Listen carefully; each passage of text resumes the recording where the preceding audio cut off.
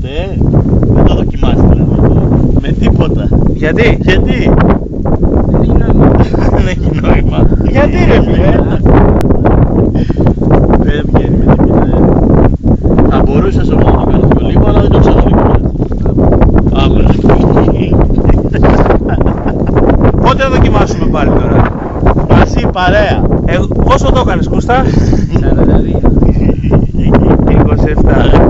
42. Χαλάλι του. Πόσο το έκανα εγώ? Είσαι κύριος. Ναι. Να δείξουμε και στον κόσμο τι έκανε. Τον άφησε.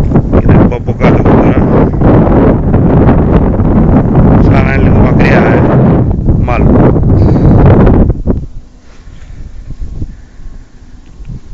Κάνουμε περιστροφή, τα μάρια από κάτω. Με μισκιούσεις εδώ πέρα. Εδώ προβεί της Ηλίας και εδώ το φιλαράκι, ο αθλητής. Να πέσω για ύπνο. Γιατί για ύπνο ρε μαλάκα, κρέμασες? Μαλάκα δεν θα δούμε το μπάσκετ. Είχε το μπάσκετ, τι ώρα? Άι το μπάσκετ σήμερα, τον άφησε.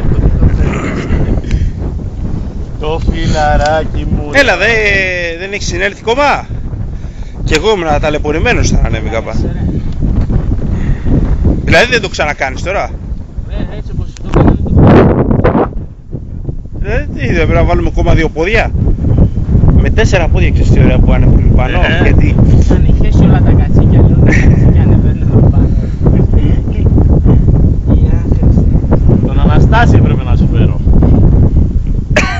Αλλά φοβόμουν επειδή είχες πει ήσουν τόσο αισιόδοξο μήπως μας περάσει και του λέω χες τον Αναστάση. Θα μας τώρα. έκανε ρεζίλι. Ναι. Χες τον Αναστάση τώρα. Τις μάλακα.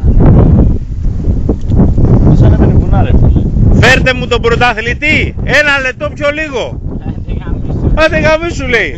Μαλάκα εντάξει. Με σαγιονάρες θα ανέβω.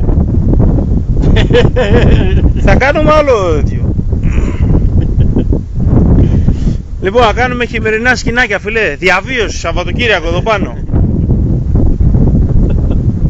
Έχει καμία βρύση εδώ πάνω πάρει.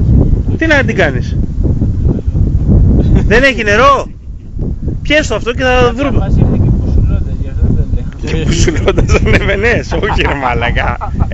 Με τα 4. Κάτσε λίγο να συνέλθεις ρε μάλακα.